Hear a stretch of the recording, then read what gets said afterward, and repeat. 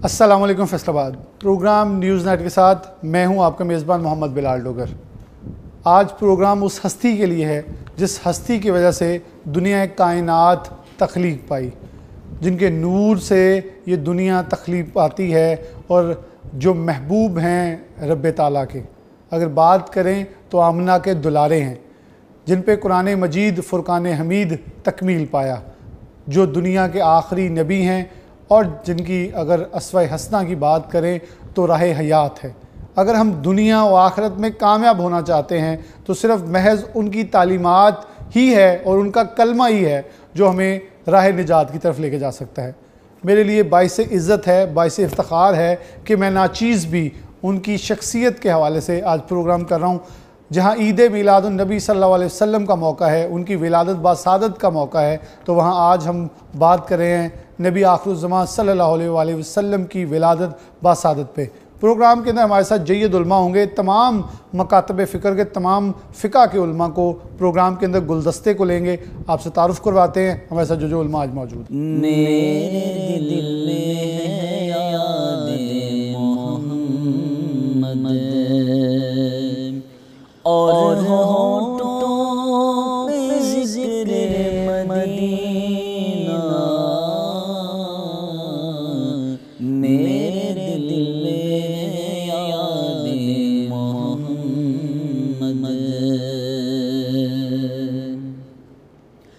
मेरे दिल में है याद मोहम्मद।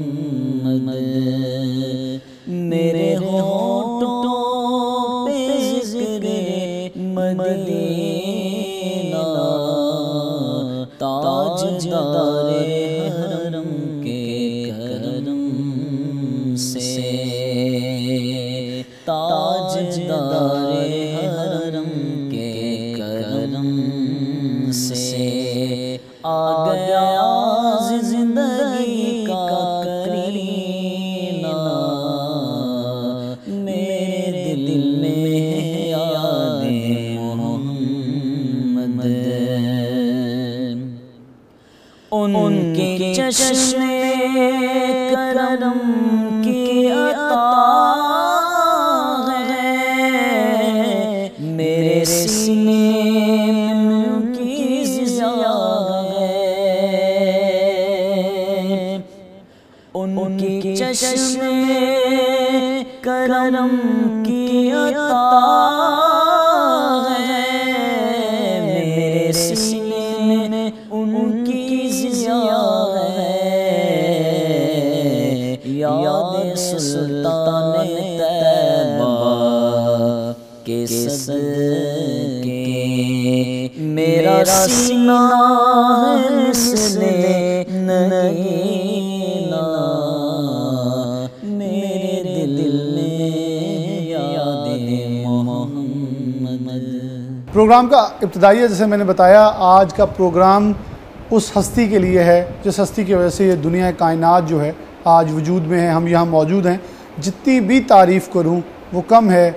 नबी आखिरुज़्ज़मान सल्लल्लाहु अलैहि वसल्लम की तालीमात, उनकी ज़िंदगी और ख़ास तौर पे हर लम्हे के ऊपर नज़र दौड़ाएंगे। सबसे पहले मैं अपने नात शरीफ हमने सुनी और अब अपने जो हमारा गुलदस्ता है ख़ूबसूरत उल्मा का, उसका मैं तारुफ़ करवा दूँ, जो हमेशा से सिर्फ़ अमन व अमान नहीं बल्कि एक मुत्तहिद और इत्तेहाद की इलामत है शहर फैसलाबाद के अंदर। मैं सबसे पहले शेखुल हदीस मुफ्ती मोहम्मद अंस मदनी साहब मौजूद हैं, कुलिया दारुल कुरान और हदीस के मदीर आले हैं। बहुत शुक्रिया आपका, जज़ाकल्लाह। और हमेशा से हमें ये इस चीज़ की इजाज़त देते हैं कि हम इनके इस दरसगाह के अंदर बैठ कर जो है वो प्रोग्राम रिकॉर्ड कर सकते हैं। उनके साथ हमारे साथ अल्लामा मोहम्मद रियाज़ खल साहब मौजूद हैं, अहले सुन्नत से बरेलवी से ताल्लुक़ है और मजहबी स्कॉलर हैं। उनके साथ मुफ्ती मुज़फ़्फ़र इकबाल साहब मौजूद हैं, मदीर आले हैं उस्मानिया देवबंद के। और आगे डॉक्टर सैयद इफ्तिखार हुसैन नकवी साहब मौजूद हैं, मिलत जाफ़री से इनका ताल्लुक़ है। तमाम मकातब फ़िक्र, तमाम फ़िक़ा के जय्यद उलमा हमारे साथ मौजूद हैं और ये इम्तिज़ाज है کہ پاکستان کے اندر کوئی بھی کہتا ہے کہ یہ بٹے ہوئے ہیں، تو یہ دیکھیں یہ نبی کے نام کے اوپر اکٹھے بھی ہیں اور ایک ہی پیغام دیتے ہیں۔ سٹی 41 کو یہ امتزاج حاصل ہے کہ جب بھی انہوں نے کسی ایک عالم کو کال کی تو انہوں نے یہ کہا کہ دوسرے بھی فقہ کے لوگ بیٹھیں گے، ہم مل کے بات کریں گے۔ یہی حسن ہے میرے نبی پاک کی تعلیمات کا، جس پہ آج ہم روشنی ڈالیں گے۔ سب سے پہلے مفتی صاحب سے، مفتی محمد انس مدنی صاحب، بہت شکریہ آپ کا وقت دینے کا، پروگرام کے لیے جگہ پرووائڈ کرنے کا۔ مفتی صاحب، آپ کیسے دیکھتے ہیں کہ نبی آخر الزمان صلی اللہ علیہ وسلم کی تعلیمات کھلم کھلا جنگ تھی سود سے، آج ہم جہاں کھڑے ہیں معاشی پریشانیوں میں سب کچھ انٹر ریلیٹ ہو کے ہے، آپ کیا کہیں گے؟ ان کی شان بہت بڑی ہے، کیا کہیں گے؟ ہمیں کیا سیکھنے کو ملتا ہے اور آج کے انسان کو کیا سیکھنا ہوگا؟ پہلے میں شکریہ ادا کرتا ہوں سٹی 41 کا کہ آپ اس کلیہ دارالقرآن میں تشریف لائے۔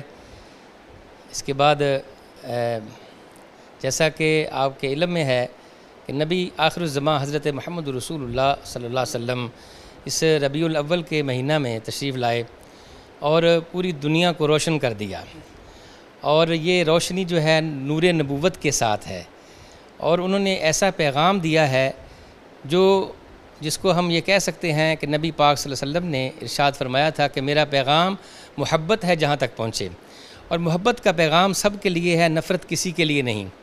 اور میں یہ یہاں کہنا چاہوں گا کہ آپ صلی اللہ علیہ وسلم تشریف فرما تھے اور صحابہ کرام بھی ساتھ تھے، ایک یہودی کا جنازہ گزرا تو آپ کھڑے ہو گئے، تو کسی نے کہا کہ اللہ کے رسول یہ تو یہودی ہے، فرمایا کیا یہ انسان نہیں ہے؟ تو یہ انسانیت کی بات نبی پاک صلی اللہ علیہ وسلم نے کی ہے، اور وہ ایسا پیغام لے کر آئے ہیں جو ہمارے لیے رہبر و رہنما ہے، اور آپ صلی اللہ علیہ وسلم کی زندگی ہمارے لیے اسوہ حسنہ ہے۔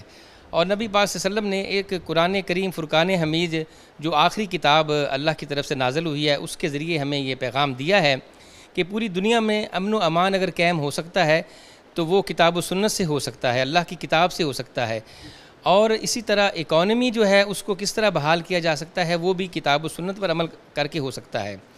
اور جس طرح ہمارے اس ملک کے اندر اور پوری دنیا کے اندر سود کا ہی بول بالا ہے، اور پاکستان جس کے آئین کے اندر لکھا ہوا ہے کہ سود کو ختم کیا جائے گا، لیکن ہم دیکھتے ہیں کہ پاکستان جو مملکت خداداد ہے، جس کو لا الہ الا اللہ پر حاصل کیا گیا ہے، اس کی بنیاد کلمہ پر ہے، اور اس میں یہ یقیناً یہ کہا گیا تھا کہ سود کو ختم کیا جائے گا، لیکن آج تک ہم وہ اقدامات نہیں کر سکے، تو ہماری اکانومی اسی وجہ سے نیچے ہی نیچے جا رہی ہے۔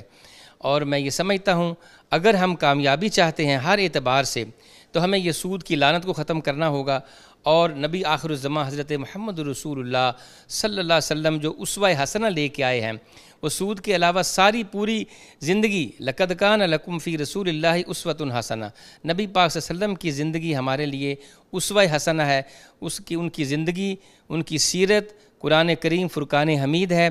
اور عائشہ صدیقہ رضی اللہ تعالیٰ عنہا سے جب پوچھا گیا کہ نبی پاک صلی اللہ علیہ وسلم کے اخلاقیات کے بارے میں، تو انہوں نے یہی جواب دیا تھا، کیا تو نے قرآن نہیں پڑھا؟ کان خلقہ القرآن، کہ نبی پاک صلی اللہ علیہ وسلم کا خلق قرآن ہی ہے، تو آپ کی ساری زندگی ہے وہ قرآن پر مشتمل ہے۔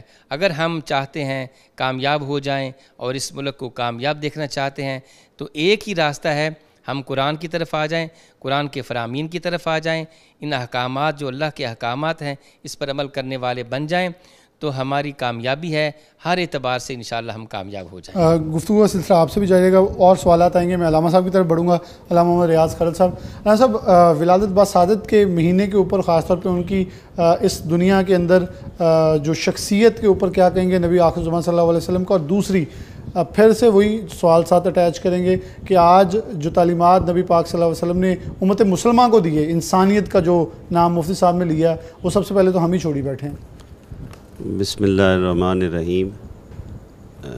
لقد کان لکم فی رسول اللہ اسوۃ حسنہ، ارشاد ربانی ہے کہ لوگوں رہتی دنیا تک خالق کا پیغام ہے، معبود حقیقی نے پیغام دیا ہے، پیدا کرنے والے نے تمام انسانوں کو، کہ لوگوں اگر تم اچھی زندگی گزارنا چاہتے ہو تو نبی رحمت دو عالم صلی اللہ علیہ وسلم کی حیات طیبہ جو ہے یہ قیامت تک انسانیت کے لیے منارہ نور ہے، اور اس میں امت میں دو آراء نہیں ہیں، کہ سیرت النبی صلی اللہ علیہ وسلم، حضور صلی اللہ علیہ وسلم کے اوصاف حمیدہ، آپ صلی اللہ علیہ وسلم کی زندگی مبارکہ، اس کو ہی خدا نے منارہ نور قرار دیا ہے، اسوہ حسنہ کو ہی قیامت تک مشعل راہ قرار دیا ہے۔ اور یہی وجہ تھی کہ امت کے لوگوں نے اس دنیا میں ان نفوس قدسیہ نے اپنی زندگیوں کو کتاب اللہ اور سنت رسول اللہ صلی اللہ علیہ وسلم سے مزین کیا، تو امت کو اللہ نے عروج اور عظمت اور شرف اور قدر سے نوازا۔ آج ہمارے حالات آپ کے سامنے ہیں۔ رحمت دو عالم صلی اللہ علیہ وسلم آئے، اللہ نے آپ کی ولادت با سعادت کے ذریعے اپنے آخری پیغام کو یعنی کلام اللہ کو رہتی دنیا تک لوگوں تک درس قرآن جو تھا وہ پہنچ گیا۔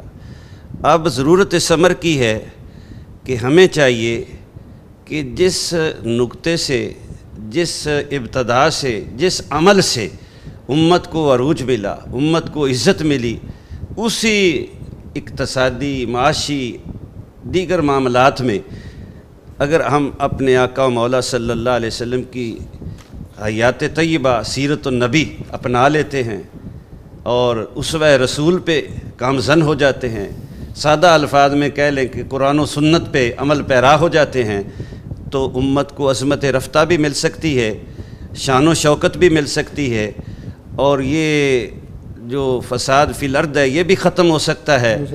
اس میں تکریم انسانیت جو ہے، عزت انسانوں کی وہ بھی آ جائے گی، اور بالخصوص معاشرے میں جو طبقات کچلے ہوئے ہیں یہ اوپر اٹھیں گے، کیونکہ اسلام جو ہے اس کا درس ہی اتحاد کا ہے۔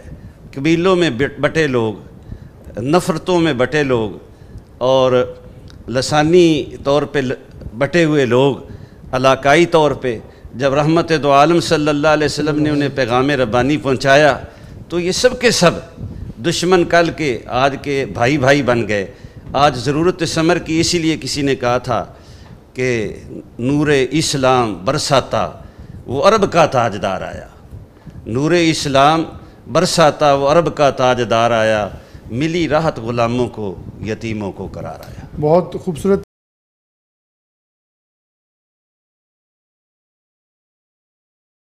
صاحب کی طرف مفتی مظفر اقبال صاحب موجود ہیں۔ مفتی صاحب، آپ کیسے دیکھتے ہیں کہ ہم ہمیشہ ہر سال پروگرام کا اہتمام کرتے ہیں، مقصد ایک ہے دوبارہ سے بلا شبہ ہر ایک کو، جیسے مفتی صاحب نے کہا، علامہ صاحب نے کہا کہ احادیث اور قرآن ہمارے پاس موجود ہے، لیکن وہ قرآن بھی اس شلف تک محدود ہے، احادیث بھی کہیں ایک کتاب خانے کے اندر موجود ہے، اسے کتاب کو پڑھنے کا، قرآن کی تلاوت کرنے کی حد تک یا تو عربی پڑھ لیں گے، اس کو سمجھنا گوارا نہیں ہے۔ کیا نبی آخر زمان صلی اللہ علیہ وسلم کی تعلیمات یہ تھی ہمارے لیے یا کچھ مختلف سبق تھا؟ بسم اللہ الرحمن الرحیم۔ قال النبی صلی اللہ علیہ وآلہ وسلم لا يؤمن احدكم حتى يكون هواه تبعا لما جئت به او كما قال صلی اللہ علیہ وآلہ وسلم۔ نبی پاک صلی اللہ علیہ وآلہ وسلم نے ارشاد فرمایا، کوئی بندہ بھی اس وقت تک کامل مومن نہیں بن سکتا جب تک کہ اس کی خواہشات اس چیز کے تابع نہ ہو جائیں جس کو میں لے کر آیا ہوں۔ یعنی جو قرآن و سنت نبی پاک صلی اللہ علیہ وآلہ وسلم لے کر آئے ہیں، جب تک ہماری خواہشات ان چیزوں کے تابع نہیں ہو جائیں گی اس وقت تک ہم مسلمان نہیں ہو سکتے، کامل ایمان ہمارا نہیں ہو سکتا۔ یہ لا محالہ ہمیں نبی پاک صلی اللہ علیہ وسلم کی اتباع کرنے کی ضرورت ہے۔ اور جیسے آپ نے فرمایا کہ قرآن و حدیث تو ہے، لیکن یا تو تاقچوں میں پڑا ہوا ہے، محراب و منبر میں پڑا ہوا ہے، الماریوں میں پڑا ہوا ہے، یا آپ والی بات ہی کہ زیادہ سے زیادہ اگر ہم پڑھتے بھی ہیں تو صرف عربی میں جو ہے نا اس کو پڑھا جا رہا ہے، ثواب کی ایک نیت کے پیچھے بھاگ رہے ہیں اس وقت۔ جی بالکل، اس وقت تو چونکہ عرب میں رسول اللہ صلی اللہ علیہ وسلم تشریف لائے تھے تو اس وقت وہ ان کی زبان عربی تھی، تو اللہ تعالیٰ نے قرآن ان کے لیے عربی میں بھیج دیا۔ اب ہمیں قرآن اس وقت سمجھ میں آئے گا جب ہم اپنی زبان میں اس کو پڑھیں گے۔ جب تک ہم اس کا ترجمہ اور تفسیر نہیں پڑھیں گے اس وقت تک ہمیں سمجھ نہیں آ سکتا۔ تو قرآن پاک کے الفاظ پڑھنا اس ثواب کی چیز ہے، لیکن ہم نے صرف ثواب نہیں لینا، ہم نے اپنی زندگی کو اس قرآن کے مطابق بنانا ہے. جیسے رسول اللہ صلی اللہ علیہ وسلم کی حدیث پاک بھی ہے کہ میں 2 چیزیں چھوڑ کر جا رہا ہوں. ایک حدیث ہے کہ میں قرآن چھوڑ کر جا رہا ہوں, دوسرا سنت چھوڑ کر جا رہا ہوں, اور دوسری حدیث میں قرآن اور اہل بیت کو چھوڑ کر جا رہا ہوں. تو ان ہستیوں سے ہمیں یہی سبق ملتا ہے کہ ہم قرآن پاک کو سمجھیں. میں اس وقت اکثر و بیشتر اس بات پر زور دے رہا ہوں عوام الناس کو کہ کم از کم زندگی میں 1 مرتبہ تو قرآن کو ترجمہ اور تفسیر کے ساتھ پڑھا جائے. ہمارا تعلق تو اس کے ساتھ جڑے. ہم موبائل ہے نا, موبائل یوز کر رہے ہیں آج کل, سارے بڑے موبائل ہیں جیسے اینڈرائڈ وغیرہ, تو اس کو روزانہ ہم کم از کم 100 مرتبہ صرف وہ کلک کر کے آن کر کے دیکھتے ہیں کہ کسی کا میسج تو نہیں آیا, کوئی واٹس ایپ میسج یا دوسرا میسج تو نہیں آیا ہوا. لیکن کیا کبھی دن میں 1 مرتبہ بھی ہم قرآن کھول کر دیکھتے ہیں کہ اس میں اللہ کا میسج کیا ہے؟ بہت خوبصورت. قرآن پاک میں تو اللہ کے میسج ہیں نا. بالکل بالکل. تو جب تک ہم اللہ کے میسج کو سمجھیں گے نہیں تو پھر عمل نہیں ہو سکے گا. بڑا خوبصورت آپ نے بات کی. میں ڈاکٹر صاحب کی طرف بڑھوں گا. جو میسج اصل سمجھنے والا, بڑی آپ نے خوبصورت اور گہری بات کی ہے ڈاکٹر صاحب. جو میسج اصل سمجھنے والا ہے, جس کا پیغام ہے, جو کہ اس دنیا فانی کے اندر ہم موجود ہیں, جو عارضی ہے, آگے چلے جانا ہے, اور جس دنیا کے جس جگہ پہ ہم نے جانا ہے, جس طرف ہم بڑھ رہے ہیں, اس طرف جو آیا ہوا پیغام ہے اسے کہیں جھٹلا رہے ہیں. نبی آخر صلی اللہ علیہ وسلم کی شان اقدس کے اوپر کیا کہیں گے؟ اعوذ باللہ من الشیطان الرجیم. بسم اللہ الرحمن الرحیم. الحمدللہ والصلاۃ علیہ. جو آپ نے بات کی ہے, سب سے پہلی بات تو یہ ہے کہ ہر مسلمان اس چیز کا امیدوار بھی ہے, خواہش مند بھی ہے کہ وہ جنت میں جانا چاہتا ہے. لیکن بدقسمتی یہ ہے کہ وہ جو جنت کا راستہ جو حضور نبی گرامی صلی اللہ علیہ وسلم, اس کے اندر ایک چیز ایڈ کر لیں, دعوے دار بھی ہے کہ ہم عشق کرتے ہیں نبی پاک صلی اللہ علیہ وسلم سے. حرکات و سکنات ایک مختلف ہے, لیکن دعویٰ ہر ایک کا ضرور موجود ہوگا. یقیناً اس کا اضافہ بھی کیا جا سکتا ہے, لیکن اگر اس دوران کو ہم دیکھتے ہیں, معاشرے اور سوسائٹی کو دیکھتے ہیں, تو ہمیں تو کہیں وہ رویے نظر نہیں آتے ہیں. دیکھیے, اگر ہم مسلمان ہیں اور واقعاً عاشق رسول خدا صلی اللہ علیہ وآلہ وسلم ہیں, تو پھر ہمارے کردار سے نظر آنا چاہیے. ہماری سوسائٹی, ہمارے معاشرے میں وہ چیزیں نظر آنی چاہیے. اسلام جو ہے وہ رواداری کی بات کرتا ہے. رواداری صرف یہ نہیں ہے کہ ہم مختلف مسالک کے لوگ ایک جگہ پہ بیٹھ جائیں تو رواداری قائم ہو گئی. رواداری سے مراد یہ ہے کہ آپ کے جو معاشی مساوات بھی ہونی چاہیے, آپ کے دیگر جتنے بھی معاشرتی اصول ہیں ان سب میں رواداری قائم ہونی چاہیے. جیسے کہ حضور نبی اکرم صلی اللہ علیہ وآلہ وسلم کی زندگی میں آپ نے ایک خوبصورت معاشرہ قائم کر کے دنیا کو دکھایا. آپ نے جو انسانی ضروریات تھی, جس میں تجارت سب سے اہم, جس کا پہلے ذکر بھی ہوا, آپ نے اس کا عملی نمونہ پیش کیا. بالکل صحیح. اور ایک وہ تجارت جو بے بنیاد تھی یا جھوٹ پر مبنی تھی, آپ نے ایک سچ کی تجارت کر کے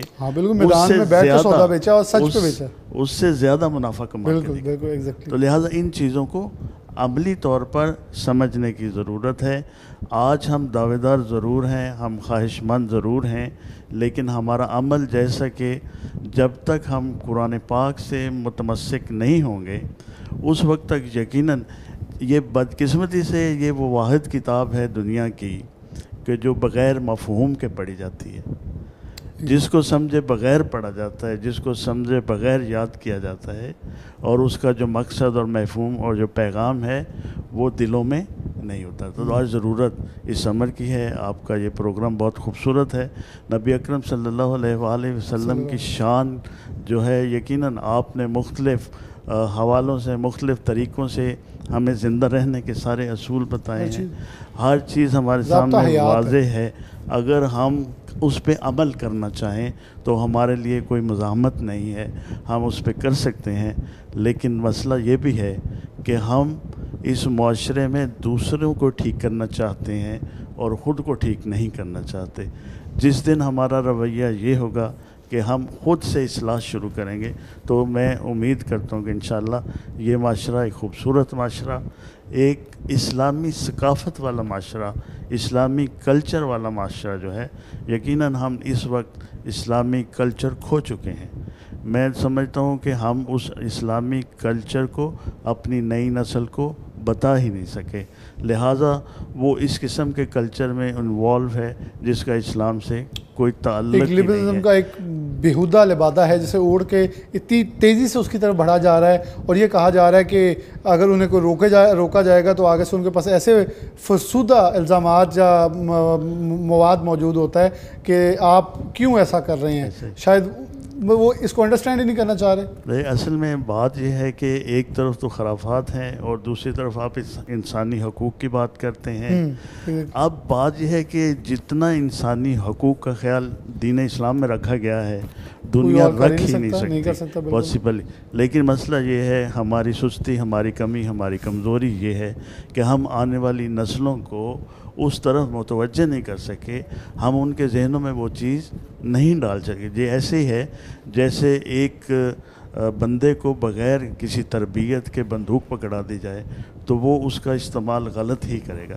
तो आज हमारे इदारे हैं, ख़ास तौर पे मेंबर व महराब है, जो लोग दीन के लिए काम करें, उनकी ये ज़िम्मेदारी है कि वो इस्लामी कल्चर को ज़िंदा करें, इस्लामी रवायात को ज़िंदा करें, और इसमें जो तासुबात आ जाते हैं, दरमियान में जो दीवारें बन जाती हैं, दरअसल इस्लाम ने इसको नुकसान पहुँचाया और इसके पीछे आलमी साम्राज्यी क़ुव्वतें हैं और बाकायदा मुसलमानों के फ़िरके, इनके दरमियान फ़ासले पैदा किए गए। आज ज़रूरत इस अमर की है कि उन फासलों को कम करके नई नस्ल की इस्लाह के लिए, उसके लिए एक जदोजहद की ज़रूरत है, और जो गैर मुल्की या गैर इस्लामी सकाफ़त है उसके मुकाबले में इस्लामी सकाफ़त को मजबूत करने की ज़रूरत है। बिल्कुल, यहाँ एक ब्रेक लेंगे, ब्रेक की तरफ बढ़ेंगे। डॉक्टर साहब ने जो बात की, देखें हमारा वो पंजाबी में कहते हैं जेड़ा पिछा भुल गया और सब कुछ भुल गया, और वो तरक्की कभी कौम में नहीं करती। और हमारा अगर माजी देखें, माजी नहीं है, बेसिकली हमारी बुनियाद जो है वो नबी आखिरुज़्ज़मान सल्लल्लाहु अलैहि वसल्लम से है, क्योंकि हमने कलमा पढ़ा है। वो कलमा जो दुनिया में निजात, आखिरत में निजात का बाइस है, वो कलमा उस नबी आखिरुज़्ज़मान सल्लल्लाहु अलैहि वसल्लम का जिनकी वजह से ये दुनिया कायनात तख्लीक पाई है, वो नबी सल्लल्लाहु अलैहि वसल्लम जिनके ऊपर आखिरी किताब कुरान मजीद जो है वो नाजिल हुई, मुकम्मल दीन अल्लाह ने मुकम्मल किया, और इसके लिए हमारे लिए इतनी खूबसूरत ज़िंदगी है, इससे ना खूबसूरत दीन है। अगर हम भटके हुए हैं तो यकीनन ये गफलत है और कुछ नहीं। एक ब्रेक लेंगे, दोबारा हाजिर होते हैं।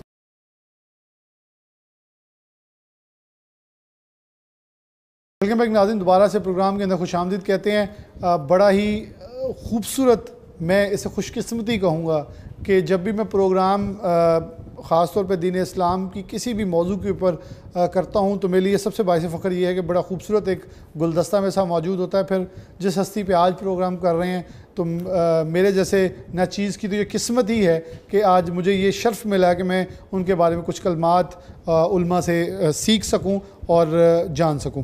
हमारे साथ मुफ्ती साहब मौजूद हैं। मैं बड़ा खूबसूरत एक मुफ्ती साहब से बात पूछती हैं। ये उस शहर से पढ़ के आए हैं जो नबी आखिरुज़्ज़मान सल्लल्लाहु अलैहि वसल्लम का शहर है, उस यूनिवर्सिटी से पढ़े हैं जिनका नाम यूनिवर्सिटी का उनसे मंसूब है, और क्या खूबसूरत होगा उस शहर की बातें। हम तो नातों में और शायरी के अंदर सिर्फ मदा सराई करते हैं, सिर्फ ख्यालात उन ठंडी हवाओं की, उन गलियों की, उन कूचों की, उन बाज़ारों की करते हैं। तो मुफ्ती साहब से कुछ सुनते हैं उसके बारे में। मुफ्ती साहब कुछ उस शहर की खूबसूरती, यादें, वहाँ नबी पाक सल्लल्लाहु अलैहि वसल्लम की कोई पुरानी यादाश्तें जो मौजूद हैं, कुछ हमारे नाज़रीन को ऐसी चीज़ बताएं जो शायद मुझे और किसी को भी नहीं मालूम होगी। बिस्मिल्लाहिर्रहमानिर्रहीम। मदीना तो रसूल सल्लल्लाहु अलैहि वसल्लम की सबसे खूबसूरत बात यह है कि वो नबी पाक सल्लल्लाहु अलैहि वसल्लम का शहर है। बेशक, इससे बड़ी बात और क्या हो सकती है कि नबी पाक सल्लल्लाहु अलैहि वसल्लम ने मक्का मुकर्रमा को छोड़ा, आप छोड़ना नहीं चाहते थे।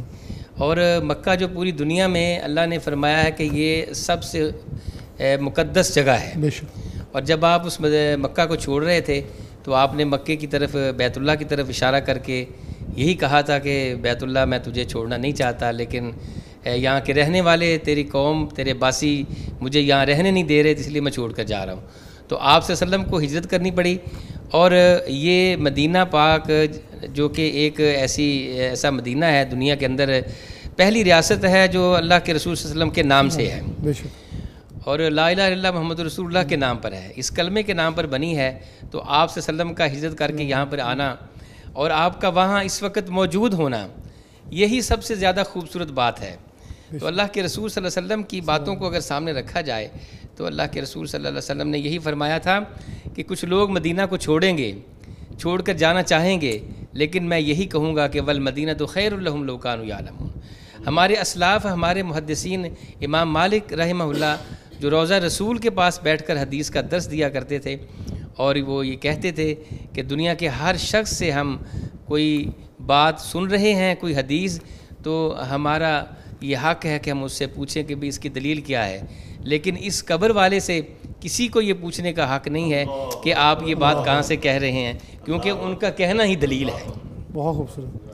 تو اللہ کے رسول صلی اللہ علیہ وسلم کا وہاں ہونا، یہ میں یہ سمجھتا ہوں یہی سب سے بڑی بات ہے۔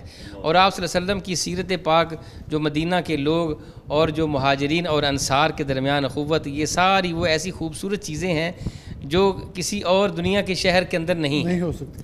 تو آپ صلی اللہ علیہ وسلم کا وہاں ہونا اور آپ کی جو اسوہ حسنہ ہے، اصل چیز یہ ہے کہ آپ صلی اللہ علیہ وسلم نے 10 سال یہ گزارے ہیں مدینہ میں، اور ایک ایسا لوگوں کو پیغام دیا ہے، اور خود اخلاقیات اور تمام وہ دینی تعلیمات ان پر عمل کر کے دکھایا ہے۔ اگر آپ صلی اللہ علیہ وسلم کو ہم کسی بھی شکل میں دیکھنا چاہتے ہیں، کمانڈر چیف جسٹس کے حوالے سے، کسی بھی حوالے سے ہم آپ کی سیرت کا مطالعہ کریں، اس کے لیے بہت سارا وقت درکار ہے۔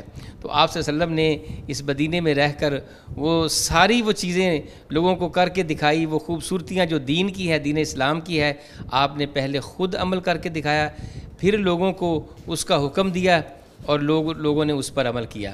تو میں یہ سمجھتا ہوں کہ آپ صلی اللہ علیہ وسلم کی وہ پاک گلیاں جس مدینہ میں میں الحمدللہ تعلیم حاصل کی ہے، مجھے جب وہ یاد آتا ہے تو اس وقت واقعی وہ پرانا مدینہ اور پرانی وہ عمارتیں، پرانے مکانات موجود تھے، پھر ان کو گرا کر اب تو بہت خوبصورت ماحول بن گیا ہے۔ تو روضہ رسول پر میں یہ سمجھتا ہوں کہ مجھے یہ مقام بھی اللہ نے دیا ہے، یہ کہ وہ جس پر لوگ وہاں جانا ہی ایک اعزاز سمجھتے ہیں، اور اس روضہ رسول پر مجھے ڈیوٹی دینے کا بھی موقع ملا ہے۔ اچھا، ماشاءاللہ، کہ میں نے الحمدللہ وہاں پر 2 سال وہاں پر میں نے الحمدللہ بالکل روضہ رسول کے پاس میں نے ڈیوٹی دی ہے، یعنی کہ ریاض الجنہ کے اندر اور مواجہہ کے اندر الحمدللہ میں وہاں کھڑے ہو کر لوگوں کو تعلیمات کے حوالے سے بتایا کرتا تھا۔ تو یہ بھی اللہ کی تعلیمات بھی اس شہر میں، پھر اس کوچے میں، اس گلی میں، اور پھر اس روزے پہ، اس روضہ رسول پر بیٹھ کر میں ڈیوٹی دیتا رہا۔ 40 دن الحمدللہ میں نے 1 سال اور 2 سال الحمدللہ میں نے تو یہ الحمدللہ میں یہ سمجھتا ہوں یہ ایک بہت بڑی اللہ کی طرف سے عنایت ہے۔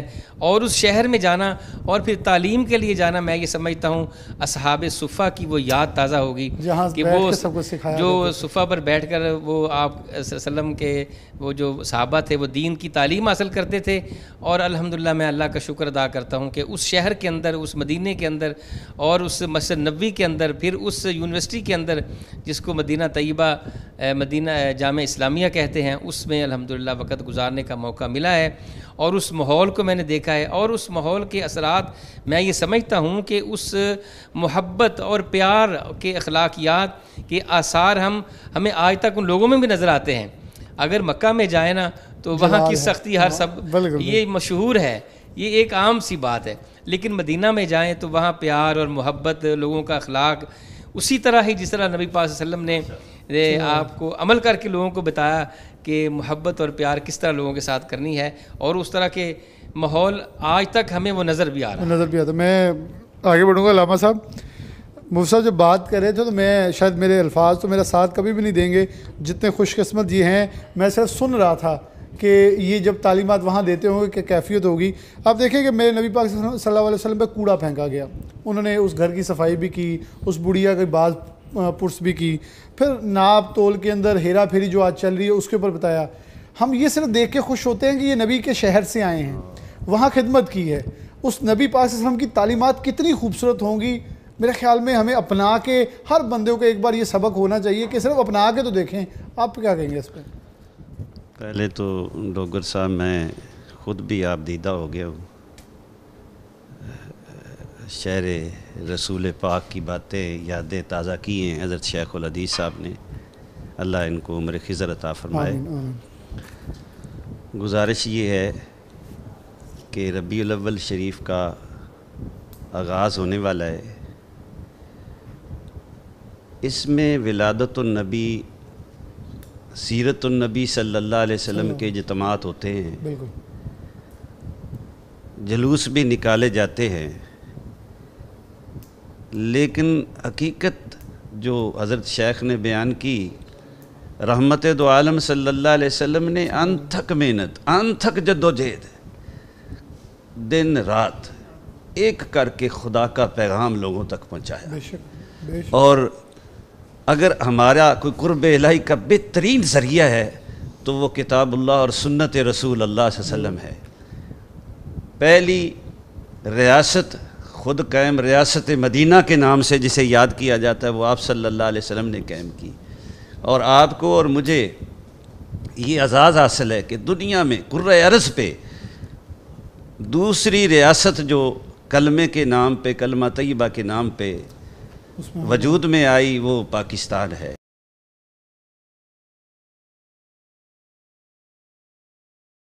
وہ کہتے تھے کہ یہ تو مفتی صاحب سے اینڈ پہ ہم پوچھیں گے کہ ٹھنڈی ہواؤں کے جھونکوں کا بھی کچھ ذکر ادھر سے کرتے تھے. تو کتب حدیث میں بھی رحمت دو عالم صلی اللہ علیہ وسلم کے ارشادات کو محدثین نے بریک بینی سے دیکھا ہے، تو انہوں نے کہا جس ارض پاک سے نبی رحمت صلی اللہ علیہ وسلم کو ٹھنڈی ہوا آتی تھی وہ بھی پاکستان ہے، جس کے بارے میں علامہ اقبال رحمۃ اللہ علیہ نے فرمایا کہ میر عرب کو آئی جہاں سے ٹھنڈی ہوا، میرا وطن وہی ہے، میرا وطن وہی ہے.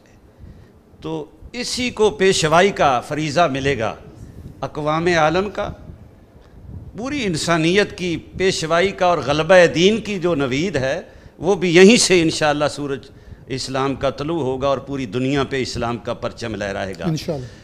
تو میں گزارش یہ کر رہا تھا، آج عاشقان محمد صلی اللہ علیہ وسلم کو چاہیے کہ وہ احکام ربانی اور سنت نبوی صلی اللہ علیہ وسلم سے چمٹ جائیں، عہد کر لیں کہ یا اللہ جو ہماری بقیہ زندگی تھی، غیبت ہے، جھوٹ ہے، کینہ ہے، بغض ہے، عداوت ہے، نفرت ہے، حاکم سمجھ لیں جو تکبر ہے، غرور ہے، ریاست مدینہ کے وارث جو ہیں انہوں نے جیسی زندگی گزاری ہے، پاکستان وطن عزیز جو ہے کلمے کے نام پہ بنا ہے، تو اس کے حکمران جو ہیں، صاحبان اقتدار جو ہیں، انہیں بھی رحمت دو عالم صلی اللہ علیہ وسلم کے اسوہ حسنہ کی طرف پلٹنا ہوگا. میرے رسول نے ارشاد فرمایا تھا کہ جو بڑوں کی عزت نہ کرے، یعنی بڑے کھڑے رہ جائیں اور تیرے اندر، تیری گردن میں یا تیرے جسم میں یہی چیز رہے کہ میں حاکم وقت ہوں، نہیں.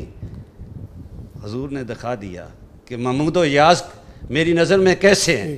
تو چاہیے یہ، حضور نے فرمایا تھا کہ جو بڑوں کا احترام نہ کرے، جو چھوٹوں پر شفقت نہ کرے، اور جو اہل علم کی عزت نہ کرے، وہ ہم میں سے نہیں ہے. آج ضرورت سمر کی ہے کہ پاکستان کلمے کے نام پہ بنا ہے، اس کے تمام مسائل کا حل اس کے اسی نقطے پہ ہے کہ یہ کلمہ طیبہ کے نام پہ بنا ہے، قیامت تک انشاءاللہ قائم رہے گا. لیکن ہم دعا کرتے ہیں اللہ ان حکمرانوں کو ہدایت عطا فرمائے، یہ پہلے اٹھیں. ہم تو گلیوں میں، محلوں میں عاشقان رسول کو یہی درس دینے کی اپیل کرتے ہیں کہ خود بھی چمٹ جائیں کتاب اللہ اور سنت سے، اور لوگوں کو بھی بتا دیں کہ ہم جب تک زندہ ہیں اپنے آقا کی تعلیمات، جو کہ رہتی دنیا تک مشعل راہ میں نعرہ نور ہے اور جس میں سب کے لیے احترام ہے، آج ہمیں چاہیے کہ ہم اتحاد بین المسلمین کا، بین المسالک امانگی کا، اخوت اسلامی کا ذریعہ بنے. میرا نبی غریبوں کے لیے ہی، دیکھو نا، کسی نے بر صغیر میں صوفی نے کہا تھا اللہ اکبر، اس نے کہا وہ نبیوں میں رحمت لقب پانے والا، وہ نبیوں میں رحمت لقب پانے والا، امیدیں غریبوں کی بر لانے والا. میں علماء، مشائخ، ائمہ، خطباء سے گزارش کرتا ہوں ایک مرتبہ پھر متحرک ہو کر نوجوانوں کی طرح اپنے آقا مولا صلی اللہ علیہ وسلم نے جس طرح پیغام ربانی کو پہنچانے کے لیے جدوجہد کی تھی، اسی طرح یہ کھڑے ہو کے اپنے محراب و منبر سے پیغام دے دیں کہ اسلام اسی وقت سرفراز و سربلند ہوگا جب امت متحد اور بیدار ہوگی، اور وطن پاکستان، وطن عزیز کی اسی وقت مشکلات ختم ہوں گی جب ہم قرآن و سنت سے چمٹ جائیں گے. تو دعا ہے کہ اللہ اس ماہ ربیع الاول کو ہمیں قرآن و سنت سے چمٹنے کا ذریعہ بنا. میں مفتی صاحب آپ تک بڑھوں گا. ایک بات علامہ صاحب نے کی وہ تھوڑی سی انٹرلیٹ ہے کہ کچھ دن پہلے ختم نبوت کے اوپر جیسے پورے پاکستان نے ایک سیسا پلائی ہوئی دیوار بن کے کھڑے ہو کر دکھایا کہ ہم ایک ہیں، بالکل یک مشت ویسے ہی آج ضرورت ہے نبی پاک صلی اللہ علیہ وسلم کی اسوہ حسنہ پہ عمل کرنے کا. میرے خیال میں 50% بھی کوشش جو ہم نے وہاں کی ہے اس کی ہم ادھر کر دیں تو یہ پاکستان جیسا ملک دنیا میں نظر آئے گا، اتنا خوبصورت ملک ہو جائے گا.